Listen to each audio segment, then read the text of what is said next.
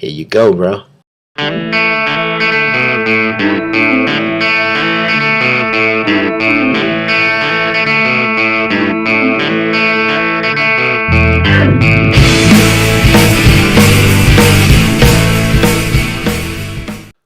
Welcome to another edition of 22MW. My name's Tony. I'm coming to you from EBK Studios. Today I'm joined by Kurtis. Kurtis, did you happen to catch the midweek episode of 22MW where me and Kyle discussed the Ghostbusters situation? No, I didn't. You didn't catch that? I edited the one where it was you and I who did it. But. Oh, that was you? The huge echo and the annoying noise, that made me think it was Kyle. So we recorded 3 episodes in one day. I was sick and I had a microphone problem and I was trying to fix it and it didn't, and for some reason it was echoing, but also everything it just like every breath I took registered very strongly on the mic. So that with being sick, it did not sound good. So I edited 2 of the episodes, including the hour-long one, which I went and cut out when I wasn't talking, so you didn't have to listen to me breathe. But of course, Tony didn't do that for the one he listened to, so I apologize. I'll try to edit all episodes from now on. I appreciate that. I cut out a lot of your noises, though. I did a pretty good job for me. Okay. For a Tony edit, it was pretty good. There was still a lot of them left in there. I don't like. It seemed like it was too sensitive, which is why it was picking up. I turned the sensitivity down. It seems to have fixed it. I don't know why that would make it echo though, but whatever. I did several tests today. It sounds like it's doing good. It's showing up right. So you probably, if you're listening to this, know by now whether it sounds good or not. So there you go. I'll find out in like an hour or so when I start to edit this one. All right. So let's kick it off with our top 22. 22. This week, my top 22, I'm going to go first just in case Kurtis has the same one as me, is a documentary, a 30 for 30 ESPN did called OJ Made in America. Yeah, I have the same one. That's why I'm going first. So I don't have cable, but a Sling TV, I got that for the 7-day trial so that I could watch this. And man, was it worth it. This was, I think, 7 hours worth of stuff and easily watchable. So interesting, especially for a guy my age who like kind of only knew OJ as that one frame of a bad guy. Didn't realize how likable he was before that, or like the party lifestyle he took on after. I don't know. Super interesting to me. What did you think, Kurtis? Did you watch it on ESPN or did you watch it online? I watched it on VOD, which is ESPN doesn't usually put stuff on VOD, but they put that on there for Xfinity anyway. I still haven't actually seen the last one. I've only seen 4 of them. I'm watching them with my wife, who's like, I don't remember this. I was only 4 when that happened, or 5 or 6 or whatever she was. So for her, it's Kurtis with the humble brags. I the other day Kurtis was like, yeah, sometimes I wear these shirts out and chicks hit on me. And then today he's like, yeah, I got a super young wife. I'm an old dude, but I got a giant forehead. But yeah, I got a super young wife. Yeah, all right. Anyway, she kind of found it very interesting. Like you, I guess, like she never knew that OJ was this big, popular athlete, or that he was white at one point, right? Well, the thing is, like, I got that he was popular, but I didn't get that he had this reputation for also being a great guy. A lot of times you can be just a good football player and people will like you on that, but like they show all this footage of people like talking how stand-up of a guy he is and how, he was great to work with because he just wanted to learn and they do a really good job of selling you on that this is a really good dude. And they do a really good job of a lot of things in this 7-hour period. It's really kind of incredible how good of a job they did on this. It really is fantastic. They got a lot of people to make themselves look bad. Like, it's almost unbelievable. Like, I kind of got the impression Mark Furman, like, really needed the money, and they're like, we'll give you money to be on this. Because, I mean, he... obviously he's like he was the villain of the trial, and he doesn't really help himself a lot in this movie with his own words. Which, to his credit, he's kind of honest about it a little. Yeah, I mean, I appreciated the honesty out of everyone. That was kind of the incredible thing was how honest everyone was Yeah. about it. You know, the manager and then the guy that worked with Johnny Cochran. And you know, I always kind of give lawyers a pass that they're just doing their job, but you know, I don't know that everything that they did is worthy of a pass from me. But I don't know. Incredible documentary. You know, my thought was, man, it's too bad they're not showing this in a theater somewhere so they can get nominated for an Oscar. But They are. I was going to say that on Any Given Wednesday, Bill Simmons' new show on HBO, he mentioned that they are. So I thought that was pretty cool. Did you watch Any Given Wednesday? No, I hate Bill Simmons. I can't stand his voice. I don't like him. He's annoying. All he does is fawn over Boston teams and act like he knows a ton about sports when he really doesn't know a lot. I can't stand that guy. I like him. I'm a fan, but like that show was terrible. Oh my, it's just unbelievable to me when these guys that are talented, like they get a new show or something and they have to act like not themselves almost. They feel everything feels forced. It's like there's a guy that's here on the show sometimes, Superfan Kyle, and I don't know that he comes off super funny on the show, which is hard. I used to think I was funny until I started doing a podcast, and Superfan Kyle's a very, very funny dude. He makes me laugh so hard, but he wrote this pilot, you know, just as fun, and he sent it to me, and I read it, and it was just terrible. Everything was forced, and it wasn't his sense of humor, and that's how that Bill Simmons show feels. All right, well, my top 22 is also that. I did not watch Bill Simmons, but I did watch the first 4 episodes of it. I thought it was amazing. You know, I think this is the kind of thing that whether you think we talk about race too much or you don't think we talk about it enough, or you're leader of your local KKK chapter, or you're the biggest SJW Twitter warrior, or someone who actually goes out and does stuff in the name of social justice and race relations, I think I don't think you can watch this and not think about race a little bit differently when you come out of it, which is really hard to say in 2016 when we've pretty much talked about it all. And to me, it paints it that we have, you know, people that should be respected on both sides doing a disservice to us meeting in the middle and having an agreement on this. That's my opinion. I mean, I think there's a lot of different takeaways with you, but just for me, it's fascinating that OJ was essentially a white dude. I mean, if you want to break it down, he was essentially a white guy who didn't look white at all. He had the afro. He was really good running back, but everyone considered him white to the point like where he and other white people would use the N-word with each other, not in a friendly way about black people. And to the point where when they get to the fourth part where where there's a lot of African American people who are supporting him pretty much just because they look at him and say, hey, he's one of us, he's a black person. And they get into obviously Rodney King was a few years before that trial. There's a lot of reasons for that. But the thing is, it showed that like prior to that trial, prior to Johnny Cochran saying we're going this route, he didn't really care about those people at all. He thought they were the N-word. Those people. But anyway, you know, and that's kind of the crazy, scary part that like when this was all said and done, like people were celebrating. Like, no, I don't think it was worth celebrating. People died. Like it was crazy. Again, I just think regardless of where you fall, you'll think a little differently about race after watching this. But on top of that, it's a great look, even for someone like me who was a teenager and watched the trial over the summer on TV and followed it pretty closely and knew a lot about it. I still learned a lot of things. I thought it was great. A lot of the people they're talking to, I loved the guy who was kind of Johnny Cochran's second in command there or whatever. Yeah. That guy was so awesome.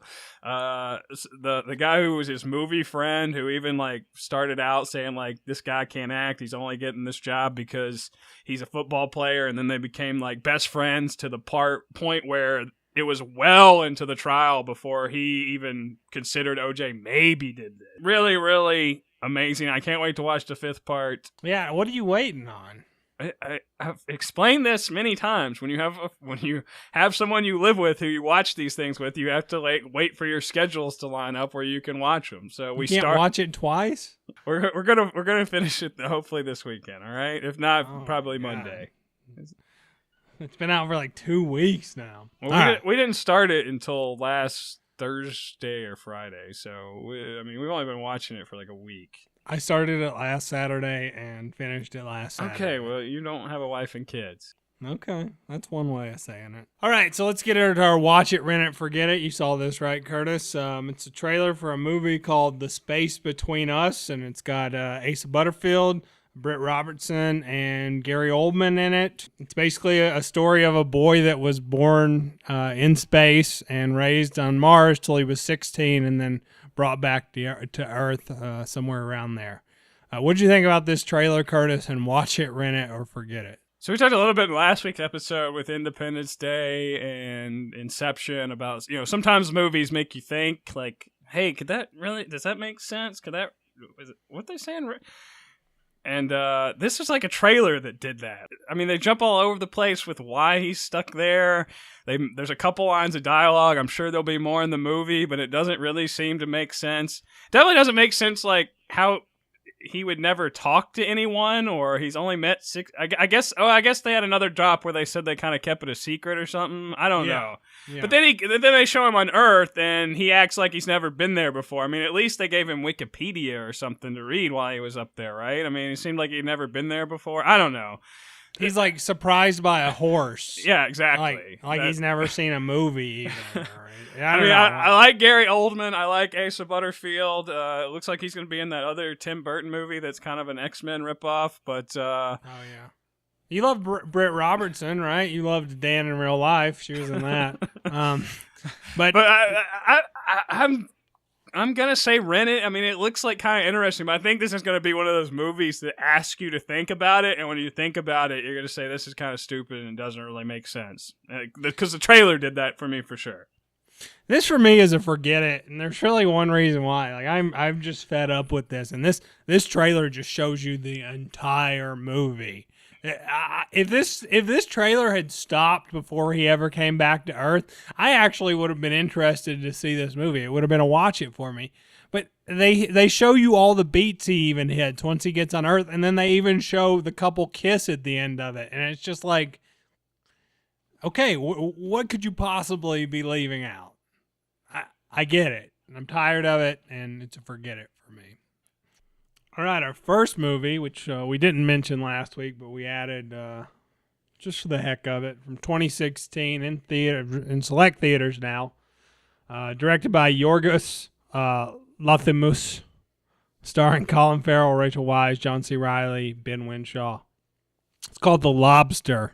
So I heard about this movie a couple months ago on a podcast, and since I heard about it and that it was good, I was like, oh, I don't want to know anything about it, and then like even Kurtis, I told him I was going to go see it, and that if he saw it, we would do it on the show, and he was like starting to tell me something about it. I was like, don't tell me anything about it, and he was like, I'm just going to tell you one thing. It's really weird. I just said that it had a premise that was out there, so. Well, not necessary for you to tell me that, but also spot on. What did you think about this movie? So, I'm going to do another humble brag here. In 11th grade, I was in honors English. And I had my teacher I don't was... know if that one was that humble, but okay. My teacher was Cleve Latham, and I actually ended up getting kicked out of his class because I couldn't take, and I ended up writing a paper about how he just found symbolism in everything, and everything meant this, and it just it ruined reading for me. I used to really love to read until I had his class. To the point where there was this story that happened maybe a few years before me, but that he told these students that, hey, this book, and I wish I could remember because it'd be a better story, but this book by this author, when this happened in the story, this means this. And usually whenever he said something, it was really weird. It was always some sort of sexual thing, which for a fairly conservative private high school that I went to was real weird. But he always went with like, no, this means this is a phallic symbol, or this means vagina, or whatever. So it was probably something along those lines. And the author came to UTC. Somebody from Mr. Latham's class went and asked him. University of Tennessee at Chattanooga. Sorry, yeah, not everyone's from Chattanooga. I think it's just called Chattanooga now. But anyway, he was there. He was doing like a little speech and a Q&A, and someone asked him, said, hey, my English teacher said that in your book, when this happened, it really meant this, and I thought that was kind of weird. And the guy told him, your English teacher's an idiot. Now, that said, Cleve Latham would probably love this movie, because this movie meant something. I think it had something to do with relationships and whether we should be single or not single. That part of it actually kind of seemed over the top a little bit. But something I didn't get. This movie I was too stupid for this movie. It's way out there. Nothing happens in it. The premise is ridiculous. They don't really do a lot with the premise. In fact, it doesn't really. The title part that relates to the premise, which I'll leave it up to you whether you want to spoil that or not, really doesn't even play a lot into what happens in this movie. The fact that he's going to whatever isn't really. Say it. The fact that he's going to get turned into a lobster really matters not in this movie, right? Like, it's very insequential. I mean, it's even only kind of like a scare tactic the movie uses for a small amount, maybe half of the movie, probably about half. And then it's, not really a thing anymore, I guess. But that's kind of where I'm at. I'm like, so this movie for me started out as like, okay, yeah, Kurtis was right. This is really weird, and it's trying to be weird, and it's trying really hard to be weird. And then, like, I actually got to the point where I was laughing at it a little bit. The whole thing is like, if you go to this like resort kind of thing, and if you don't meet somebody within 45 days, you get turned into an animal. But you do, however, get to choose the animal. And there's this one girl that gets changed into a horse, and they keep talking about how beautiful the girl's hair is, and then the horse has the beautiful hair. And I guess I was just desperate for a laugh because I gave that a chuckle. And then, like, he kicks a little girl, I gave that a chuckle. And then he meets this girl that the whole movie tells you she's heartless, and they're both kind of cynical together, and that got a little chuckle. That part was funny. Yeah, but then after that whole relationship with that heartless woman plays out, it's a painful ride. I can't think of a movie that we've seen in theaters this year that was more painful. How this is 97% from the top critics, it's got to be what Kurtis is saying, is people getting symbolism out of it. And my thing was, I couldn't figure, like, because the movie is so weird, but they keep, like, the line that kept making me go, like, oh, they have an agenda, I'm just not picking it up, was they keep talking about how if you meet somebody at the resort and you're in a relationship and you start fighting with that person, they'll give you kids so that you'll because that usually helps, is what they say. And obviously it's very, that's just not the case. They say that a couple times, so I'm like, okay, maybe but mostly it just feels weird and not necessary, a big waste of time.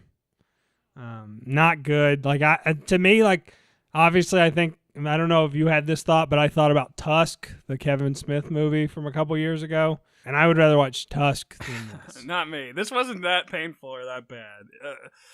It was so that weird. Last hour was just terrible, Kurtis. Yeah. Especially after, like, they break into the resort and he goes on the boat or whatever. After that there's nothing. Nothing. Yeah. Well, I mean, it starts out with, there's this hotel, and they don't really totally get into why or how you have to go there. It seemed like there's some older people there whose spouses died or left them for somebody else, but there's also younger people there, so it didn't really get into how it works. But then they show clearly in the movie that there's some sort of legal system that requires you to have a mate, so it kind of gets into, that we're all pressured to be married and stuff like that. And then they go kind of to this other side, to this group that lives in the wild, and, they're saying, well, no, we don't have to, but then they equally have their own ridiculous rules and customs and that's fascism. where it lost me at it, because that's not true to anything. Lots of people love to be single and just float from person to person that they're going to have adult relationships with. That aspect of it, that they couldn't do anything, that was just super weird. So, but the thing at the resort was that I think you left out was that they had to have like some kind of common characteristic. So like the dude with the limp was looking for a guy with a girl with a limp. When he couldn't find one, he started busting his own nose so he could get with the chick who has the nosebleeds. But the Rachel Weisz and the Colin Farrell thing is that they're both nearsighted. So the evil leader of the single people makes her blind so that will break them up. But like if being nearsighted is, that's not quite like we both have 4 fingers. A lot of people are nearsighted. If that's common enough, and there's even a scene where they're trying to like go through the list of, well, maybe we can find something else. Hey, you're both white. That's about, whatever. Like you're both roughly the same age. Like you could have came up with anything. I know the movie wasn't trying to do that and it was trying to say something. I just didn't get this movie. If other people did, hooray for them. They're smarter than me. I think there are quite a few people who rated this movie high who watched this movie, saw it was crazy, saw other people liked it, and said, I better like it too. That's the only thing I can come up with. Because this is not hard for me to rate. This is 1 quartermaster out of 5. It's a 2 out of 5 for me, because I would love a whole movie of him and that heartless woman, because that stuff was really funny. But it's literally 5 minutes in the movie. Okay, but it was working. And I want to ask one more question. I'll say 2 out of 5, but I don't ask more. I can't decide if like, is it good acting if everyone's just talking like this? Tony, let's review the movie. What did you think of the movie? I thought the movie was not good. I also thought it was not good. Now, but like they did seem like they were trying to act and express but they all talked in these monotone voices, including that awful narration that I couldn't stand of Rachel Weisz, where she's like reading it like it's a George R. R. Martin novel, a narration, going into these long details of what. This movie, not for me. I don't think it's for most people. I don't think it's if you listen to the show regularly, I like it. I doubt it's for you either. If you like to wear fedoras and stuff like that, like if you're a hipster or something like that, you might like it. I don't know. There's a decent number of people at the theater I saw it at. I had to drive into town to go to the artsy theater to see it. Everyone was just kind of like. I heard quite a few people as we were walking out just being like telling the people that they went with, because I was the only person who went there by myself. I don't know what that was. Like what did him turning into a lobster have to do with anything? I was just like, I don't know. I don't know why this is called The Lobster, because that was maybe the most minuscule part of the movie was that he was going to possibly turn into a lobster. All right. Yeah. Yep, really, really weird movie. All right, up next, a Kurtis pick from 2011, directed by Alexander O. Felipe. It's called The People versus George Lucas. And of all the people that the people have ever faced, I think George Lucas may be the most deserving opponent. Kurtis turned me on to this documentary, which is on Hulu Plus, I guess. Not quite sure how that works. But he turned me onto this, a few years ago, and this is a good watch. This is something I probably should watch more often. I'd forgotten how good it was and how pretty much everyone's against George Lucas in it, which I really like. But then the few people that actually kind of stick up for him from time to time make it interesting too. And they take him to task for a lot of things. And, we reviewed 7 Star Wars movies here on the show, and 6 of them we trolled them and we pretended like we liked the bad ones and didn't like the good ones. The thing that drives me the most nuts about the special edition and all the changes is the Greedo scene. I hate it more than the Jabba scene or the stuff in Return with the Jabba's lair. It just looks so terrible. It just doesn't look good at all, and it drives me insane. Okay. Well, I agree with you there. It's really bad. But on this movie, I love this movie. I think this may be my second favorite documentary after King of Kong. Like a lot of the negative reviews of this movie are that it's whiny and it's a bunch of whiny, mostly men nerds nerding out and complaining about George Lucas. And that's not totally inaccurate, but I think this movie's mostly fair. It is the people versus George Lucas. George Lucas is definitely the plaintiff in this movie. And it's a lot of people speaking out against him. But there's also people saying some positive things. And at the end, even a lot of the people had negative things to say throughout the movie. They gave their positive spin. It has a very sweet end where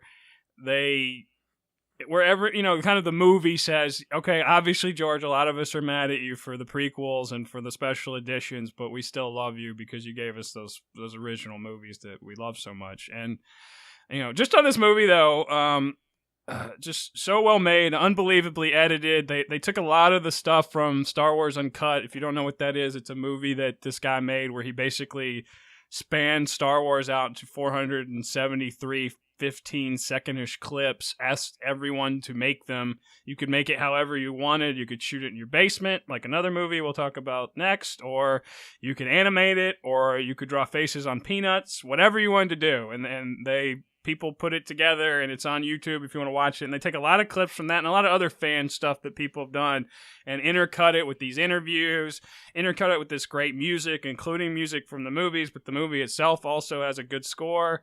And it just works so well. If you listen to our Ghostbusters thing, this if you're one of those people who doesn't understand why people get so passionate about things, how someone can actually say something, ruin their childhood, I would say watch this movie, and I think you'll understand better, because it really is a great look at fandom and people who are passionate about things that, really don't matter in the grand scheme of life, I guess.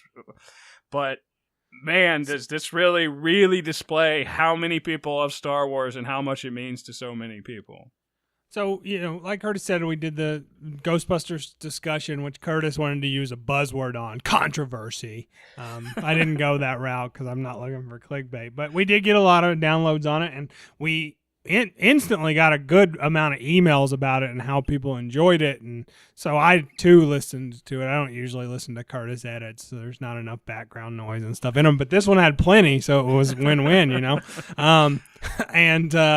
One thing they said in this movie that took a point that I tried to make just a little bit further, made it a little bit sharper, that I appreciated, was the only reason those prequels got made were because the fans kept the fandom alive. And at that point, again, I think you owe something to those people. And George Lucas disagrees, I think they say one thing that makes George Lucas look really bad at the beginning of the movie or towards the beginning, and then something that makes him look good at the end. In the beginning, it's he won't release the original cuts. And obviously this is 2011, and, since it's been sold to Disney and we've gotten The Force Awakens, which was incredible. But I think that was pretty crummy of him. He I know he put them on DVD and you can get them for like $50 a piece. I think it's $50 to $90 on Amazon a piece, but I would like them on Blu-ray. I would like to have the original cut. I would even pay more for them. I bought the, his version, I guess is what you'd call it.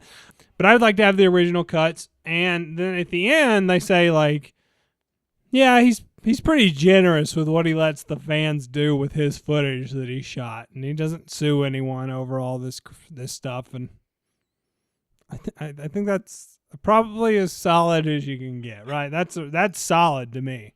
I don't know if Disney feels the same way, but he put all kinds of stuff on the internet, sound effects and stuff, where you can make your own movies.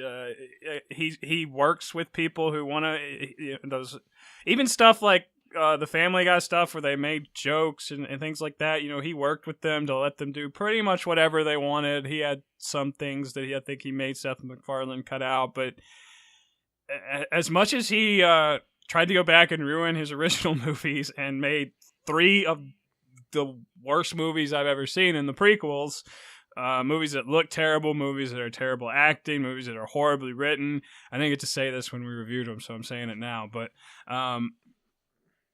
he's let the fans have their say. He disagrees with them. He doesn't sue these people who make these fan edits and put them online. The point there is that like people that act that way, like he's acting with this, he must really love those cuts he has now. That's the best, most definitive proof that he actually does prefer those cuts, because people talk crap about him and he's still good to his fans other than giving them the original cut.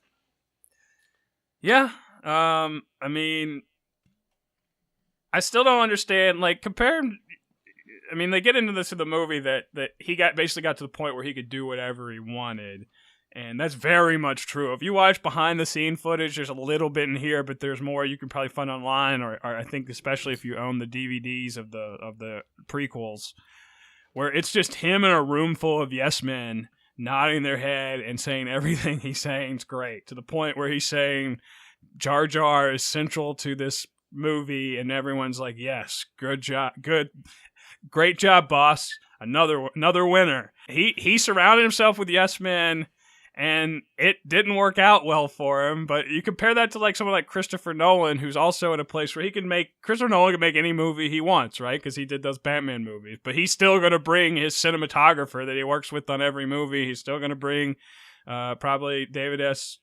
I always say, is it Moyer or Goyer on to write for him or whatever? His brother's going to help him out, I'm sure. He's going to go and get other people, and George Lucas just didn't do that. He said, screw it, I'm the man. And they even have him pretty much saying it on there, where there's some very cocky, arrogant things he says about, he's the creator. He's the other George W. He's the decider, and he gets to he do implies in that George W. thing that he's God as well.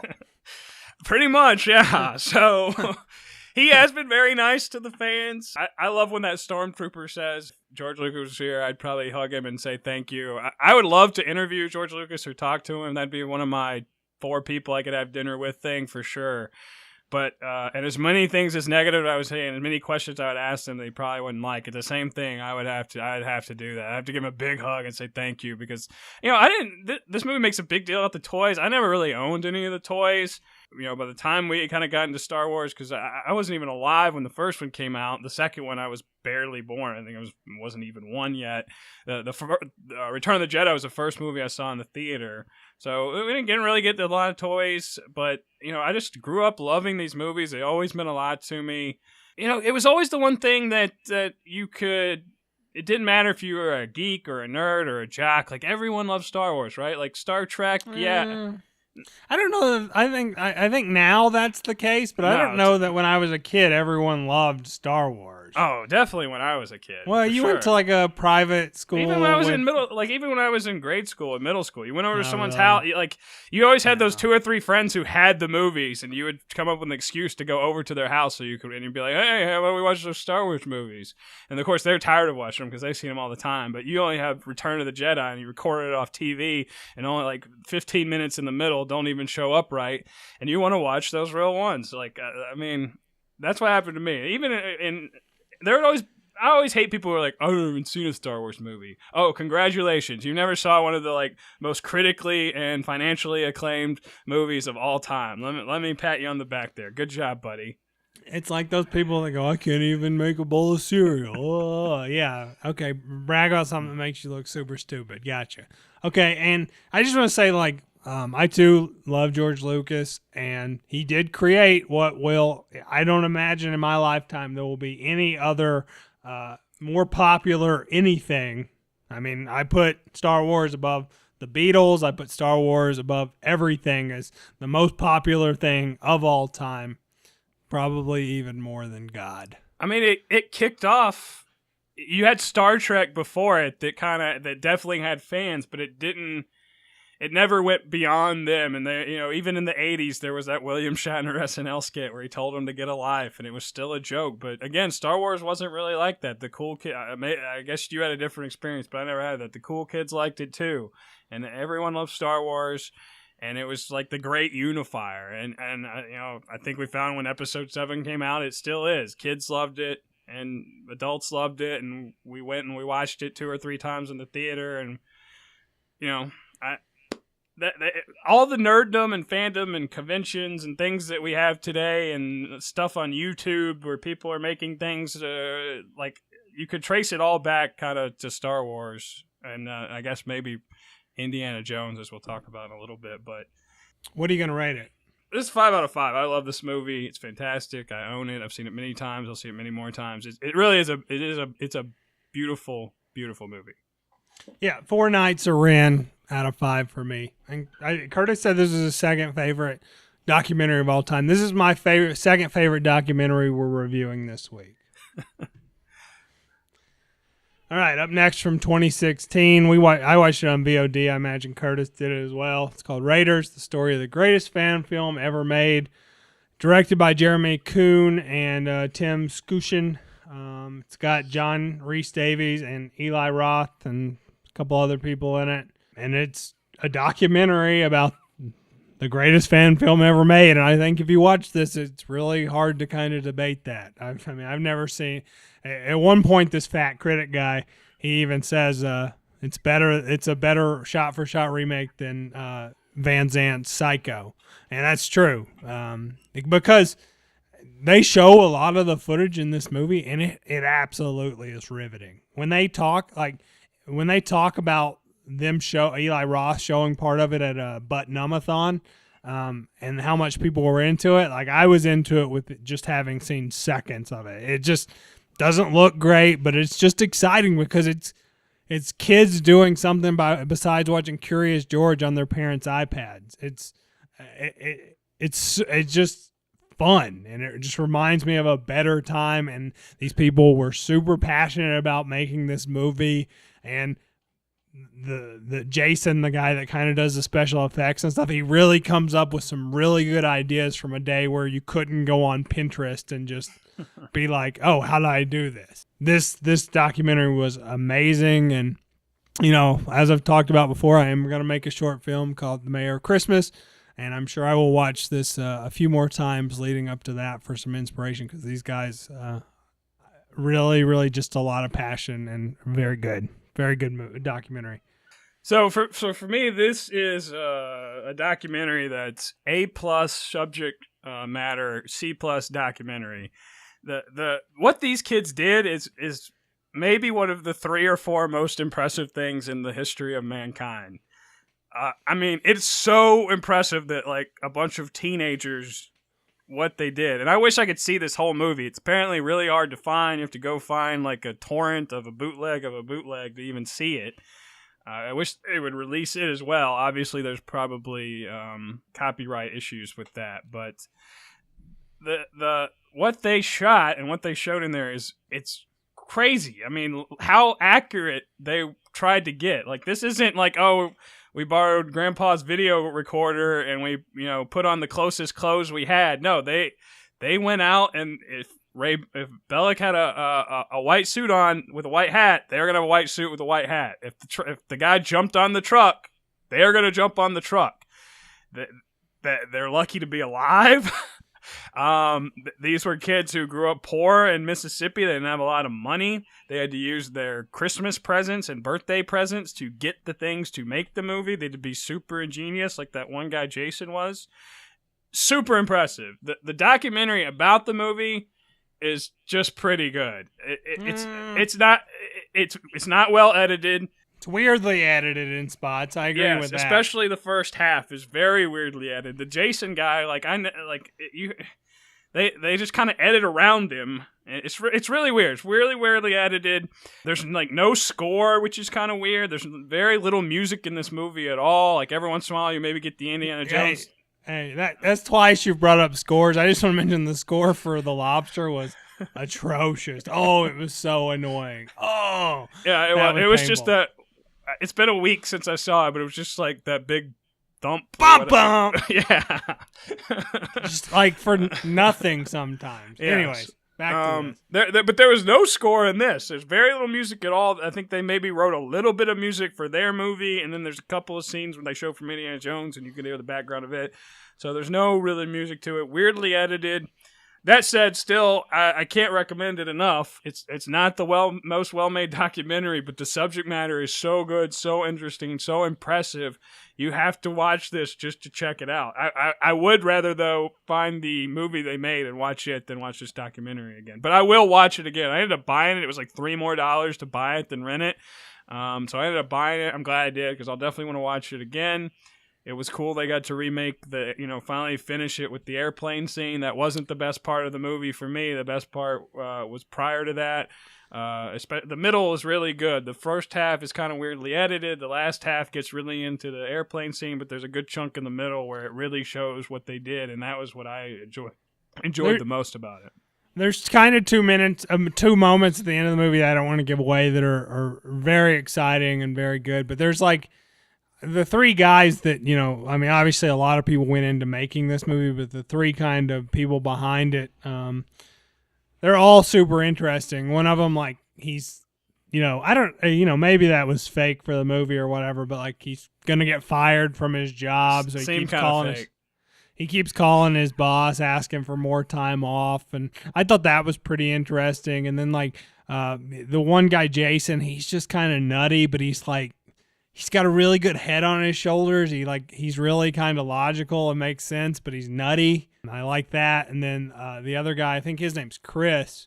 He plays Indy. He's a fascinating dude with a really weird past, and I would like to sit down and talk to that guy. Like, he grew up watching his mom get beat or whatever, and then I guess he beat his girlfriend for a while too, and. But he seems like such a normal dude otherwise. It was just kind of, I don't know, the three main characters were super fascinating.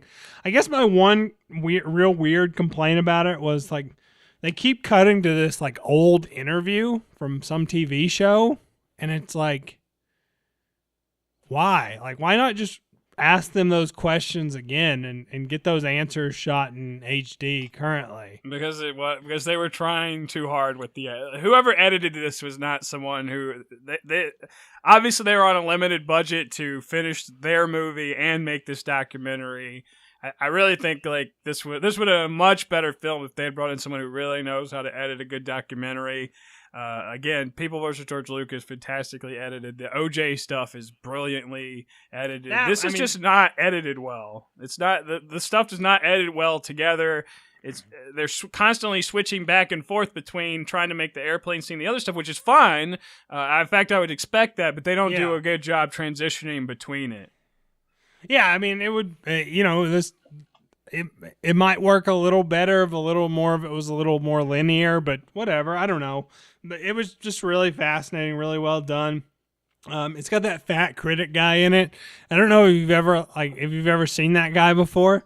But he's on Reservoir Dogs special editions. He's on all sorts of like special edition DVDs I've seen, and he's always like he'll say something. He'll be like, I really like this movie, and it was really solid, and Quentin did a good job, and just kind of every sentence he ends with, like he's just constantly looking for some resurgence, he just. I say that sometimes when we're doing this, so yeah, I'm not gonna give him too much crap. Yeah, but and maybe the craziest thing about the movie, this blew me away because I asked myself once I kind of put it together that they were doing this in '82. I was like, I think Raiders only came out like 80, 81. Like, how could they have possibly known what it looked like? But the guy had drawn storyboards from seeing the. That was fascinating. That was so amazing. Well, they did. I mean, they did basically the first 3 years of the project. They only kind of mentioned this, but they basically scrapped the first 3 years of the project. So maybe by the time they got around to filming what's actually in the movie now, they had a copy of it or something. I don't know. But it still is very impressive. I mean, even the stuff they did early on, it didn't look as good, but they clearly had... From a movie they probably only saw once or twice because back then I don't even think you could get it on video at home in 81 or 82, especially in poor southern rural Mississippi. Right. The fact they were able to draw that, put that together. Again, I'm not saying this with hyperbole. this is one of the most impressive things anyone's ever done. I'm not saying it changed the world, like splitting the atom or the printing press or agriculture. It didn't do that, but it's maybe more impressive than those things. To watch what these kids did, how well they did it, how much work, dedication, and love they put into it, it is really awesome to see. I wish it was a better made documentary, but it's still must see. Again, it fits very well with People versus George Lucas in terms of people are these kids are obviously so passionate about that movie, and it's maybe my favorite movie of all time. I've always loved that movie. I love all the Indiana Jones movies except for the one, that one, but that we won't talk about. But this one is probably my favorite. But I never would have in a million years thought to do this, or if someone brought it up, I would have been like, that's stupid, I'm not doing that. But these kids did, and I mean, like, they're to the point where they're shooting they're shooting the Well of the Soul scene where Indy's down in the well, and they're basically shooting that in one of the guys' basement, but they shot a scene outdoors for when Bellick's up at the top with everyone, but then they also shot in the house. They put up like this blue screen up on the ceiling, so when he looks up, it still looks like they put so much thought and detail into this. They really had to just sit there and think, like, how's the best we can possibly make this look on no budget? Just watch this movie and be super impressed. They would ask their friends to, like, use their Christmas presents and stuff, too. It wasn't just, like, the three guys. It was just like, oh, who's got a birthday coming up? Let's get you to get this for us, And then, again, that Jason guy just, I don't know. He's so, the ideas he was coming up with were just so good. They look good.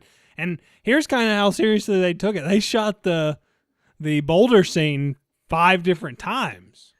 There were 5 versions of the boulder before they finally got the one they liked. Over 5 or 6 years.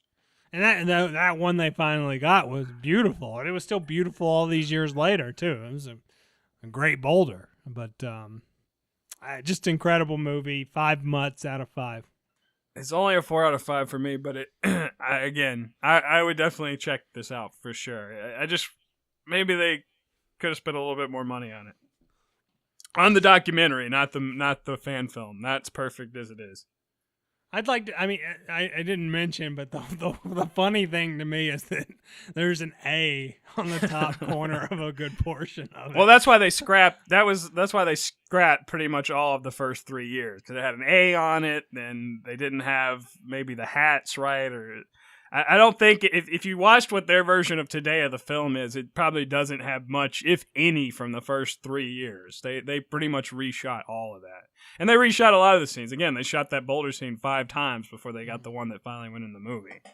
I love the monkey play, or the dog playing the monkey. That was pretty fun. Well, too. I think my favorite part was that Chris, the guy who played Indiana Jones, Tommy was sewed that girl who was playing Marion, where it was like, first scene, all right, let's get to that. Yeah. But unlike Tommy Wiseau, she seemed really into it.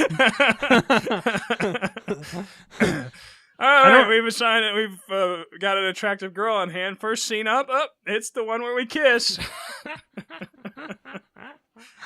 Yeah. That's pretty funny. Good documentary. I loved it. All right, up next from 2016, directed by Roland Emmerich, starring Jeff Goldblum, Bill Pullman, Liam Hemsworth, Travis Topi, Mika Monroe, William Fichtner, Judd Hirsch, Jesse Usher, Vivica A. Fox, Joey King, and Angela Baby. That's one word. Angela Baby is her name. Independence Day Resurgence. So last week we reviewed Independence Day. It was one of my favorite movies of the 90s.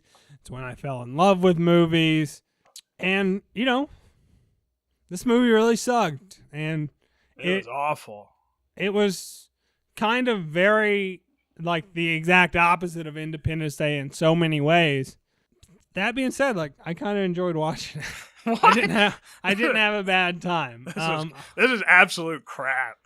It's not good. The acting's terrible. Awful.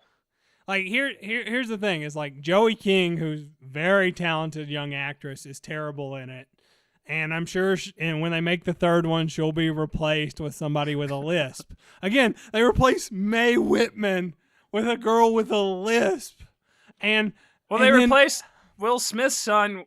Fine, but no, there's got to be a charismatic black guy out there who's 26 years old, right? Who you might think for 1 second could lead the most advanced, best squadron of. Did you ever for once think this is a guy that people? And look, here's the deal. Like I thought about this, and I've always felt this way, but I don't know that it's ever said in Independence Day. But that's not really his kid. Like he's the stepfather. Yeah, exactly. But they keep acting like in this movie, especially like it was his dad. That's fine. But no, that's fine. But if you're gonna do that, then why not get somebody that has some charisma? This guy's boring. He's also a terrible actor. Yeah, well, and Angela Baby. So like I know I've met tons of people that English isn't their first language, and they talk like English isn't their first language. They don't talk like English isn't their first language and they're a bad actor. Like, that was unbelievable. Like, just hire somebody that speaks English and have them do a bad, she was terrible. Terrible. And so they do crazy things in this movie. And it's like, I honestly believed, like, at any point, at some point, like, oh, everything's on board. They can just do whatever they want because they don't give a crap about anything. And I thought, hey, maybe Mae Whitman will show up and be like, I'm the real daughter. But like they do this really good scene with Jeff Goldblum and Judd Hirsch where it looks like Judd Hirsch is going to die. And then they immediately cut to a scene where Vivica Fox does die, and it's terrible. The pacing of this movie, the flow and the editing is beyond awful. And this is Roland Emmerich. Like, yeah, a lot of his movies suck. You can say what you want about the first Independence Day. It flowed very nicely, right? Like they even had the July 3rd, July 4th. Yeah. I mean, it flowed very nicely. Was there a lot of stupid stuff in it? Yeah. Was there great acting in it? Not always. This movie was just like one scene to the next. The first 10 minutes, I know they had to do this, but it was just really annoying. It's been 10 to 20 minutes. Hey, we got to like catch everyone up. What did everyone do for the last 20 years? What happened to Earth over the last 20 years? There's a lot of clunky exposition, but you kind of get they're going to have to do that, so okay. And then they start getting in. Fine. I was okay with that, them being like, this is what the Earth looks like 20 years later after the alien attack. Yeah, I mean, you understand they had to do it. But then they get into the movie, and they're just rushing through. We got to get to the next scene with the next character. Why? Because we've taken some guy who shouldn't even be in this movie, who's just some nerdy bureaucrat who has really nothing to do with the plot, shouldn't even be in here, and we've made him a super key part of the movie that we have to come back to every 2 to 3 scenes. Wasn't that crazy? That didn't even make sense. Like, I think if you've probably seen that movie 5 times and you went to go see this movie, even if you've seen it within the last year, you're like, who is that guy? And then somebody's like, you remember that guy that died in the first one? You're like, oh, but he's alive. Like, it just is weird. And like, he was in the first movie. He's telling stupid jokes. No, I wasn't even. I'm not talking about Brent Spiner. Oh, I'm talking about the guy, the bureaucrat guy who is like with the suit and the tie, and he's hanging out with the warlord dude. Oh yeah. Like, he's in like every other scene, and he's completely pointless. Now he's the Randy Quaid of this movie. Not really. He didn't really do much. I mean, he had a little moment there at the end, but he's totally unnecessary. And he's in every other scene. Now, and then the Brent Spiner between thing, those guys, yeah, they're both in every scene. And then the Brent Spiner thing, like, okay, they must have really worked out those legs muscles while he was in a coma for 20 years because he's up and moving, no problem. But even weirder than him was the other guy who was his friend. Yeah. Was that guy in the first movie? I took it he was. They made it seem like he was. Well, they did this whole thing where at the end, there's all these things between these characters who shared very little screen time, and even when they were on the screen, talked to each other very little. And it's like, oh, now we have to have all these heartfelt moments. There's that. There's this Jeff Goldblum, who's great as Jeff Goldblum in this movie, probably the best acting in this movie is Jeff Goldblum as Jeff Goldblum. No doubt about that. No doubt. Judd Hirsch is pretty good too, but okay. But his wife from the first one that was so important to Tony is gone and never mentioned. She's never even mentioned in this movie. How often do you talk about your ex-wife 5 years later? Okay, well, she was his ex-wife in the first movie, and they mentioned her all the time. So I don't know. Okay. It's 20 years later. It's 20 years later. Fair enough. But that's not even. That's not my problem. My problem is that there's this other scientist type person. They don't totally get into what she's doing, and yeah, they have a couple scenes, and it's insinuated that maybe they like hooked up back in the day, and then at the end, like they got a kiss, like it was some big romantic scene. And even Liam Hemsworth and the president's daughter. Like, okay, we get it, they're engaged, but like they only had like 3 lines of dialogue together the entire movie. We gotta have a big, huge scene with that. This movie is awful. It's so poorly done. Roland Emmerich knows how to make movies. He doesn't maybe know how to make Oscar-winning great movies, but he knows how to tell a story, even if it's a stupid one. And he didn't even try in this. This is really crazy how bad this is. A couple things from me here. So the first Independence Day, when it came out, like, at least from my point of view, I'd never seen that kind of destruction done on the big screen or any screen for that matter. And then this one is like really run of the mill. And granted, you know, when you have to, like Kurtis pointed out, you have to destroy a city in every movie now. So like the movie just kind of doesn't work for that reason. And then also the first one is so cool that they never really explain what the aliens' motives are, and it's just kind of like you were really on Earth and some aliens attacked you, and you have no clue why. You just want to stop them. This one does the exact opposite of that. It tries to explain it, and really all it's doing is setting up a third movie, but it's very annoying. Well, again, I don't love the first one, but you know, one thing they did really well is set the suspense of the aliens, and I get it. It's going to be harder in the second one. But in the first one, you had this lead up, right? There's the big red picture that they show down to the president, and look at the size of it. And there's, you know, even when it's coming in, hey, look at this. And there's just all this lead up to where, you know, he runs up on the roof to see it. And this is just like, oh man, we were so busy the first 30 minutes of the movie. Aliens are here. Let's get down to business. All right. War started. Let's go. And that's basically how this movie went. It's just like, they're here. Here's why they're here. They're trying to drill this giant hole.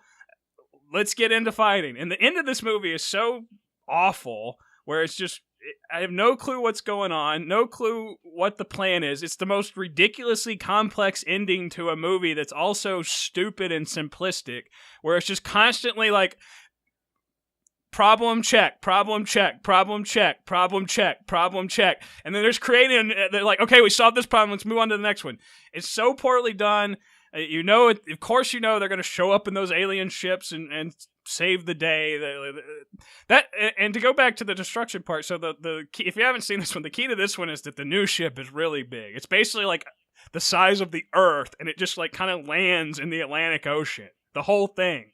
But when they go into it, it's really not that big, right? Like you can kind of walk across it in like half a day, and if you need to fly, that's hard to say. I don't know. Well, they were supposedly going. They said it's 3,000 miles across, and the where they were going, what they said was in the middle, so that's 1,500 miles. But they kind of how do you know where they crashed at though? Well, they said they were there. They were like, there it is. There's our target. That was exactly what they said. So that tells me they made it all the way to the no. Where they crashed originally.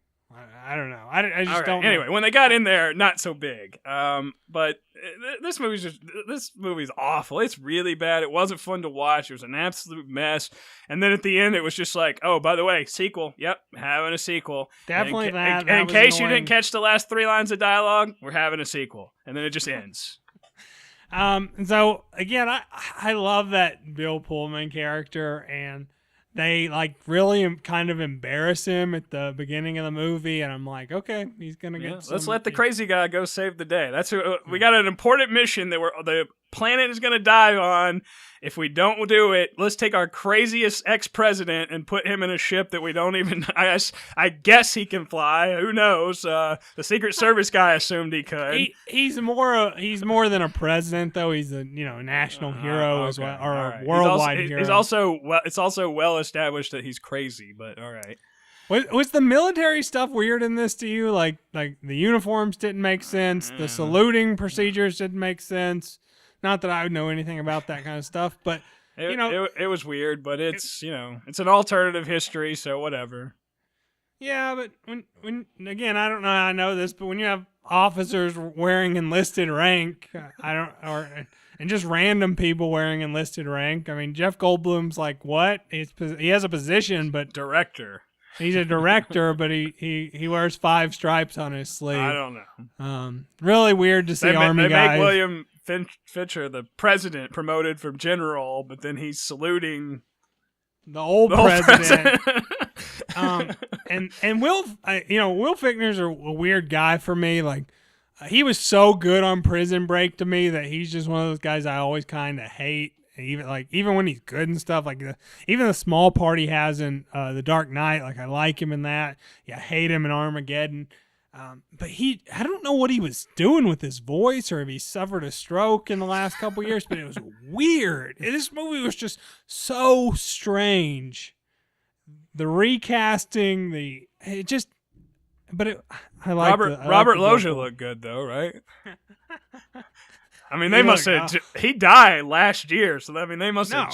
He died more than a year ago, right? He died in 2015. I had to go look up if that was actually him. It was actually him. I thought they just put makeup on some old dude, to make it kind of look like. I thought it was Paul Walker. But okay, he was alive when he filmed it. Huh? That's what it says in Wikipedia. Is the last thing he filmed. Okay, well there you go. That's interesting, but this movie for me is 2 buckwheats out of 5. If you like the first one, maybe check it out on Redbox, but because I did have some fun with it, but it's not good. This is awful. I got to know who saw the guy who played Will Smith's son and said, "Oh, this is our leader. This guy who sounds like a 12-year-old, sounds like a whiny emo kid." You already had this thing where you have to take this character who's 23, 24, 25 at the oldest and make he's some sort of high-ranking, super high up in the world person, which was going to be difficult. And then they just cast this. I mean, when Vivica A. Fox died, did you was that not? No, just... like I said, it was a terrible scene and it completely ruined. No, Mom! I just gave a better reading of that line than he did. It was terrible. He was terrible. Again, I don't know how he got cast in that role, because I just wish at some point somebody would have been like, yeah, he was really only Captain Hillard's stepson. I wish someone had gotten the movie and said hey, you're not working out. Let's move on to someone else. This is terrible. It's awful. Again, I don't hate the first one. I think it's not that great a movie. I think I gave it a 3. It's very serviceable. Not worth watching. Don't care if you love the first one. 1 out of 5. This is garbage. What's better, Dan in Real Life or Independence Day 2? Dan in Real Life is better. There you go. Definitely better. All right. What are we reviewing next week, Kurtis? Unless you change the schedule on me, we'll be looking at The Legend of Tarzan, and then 2 movies that came out at the same time with the same premise, Deep Impact, and Roland Emmerich's long-lost brother Michael Bay's Armageddon. Written by J.J. Abrams, though.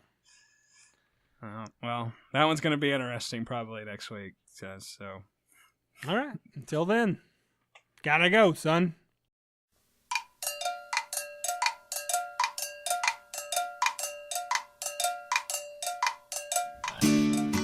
Pay attention.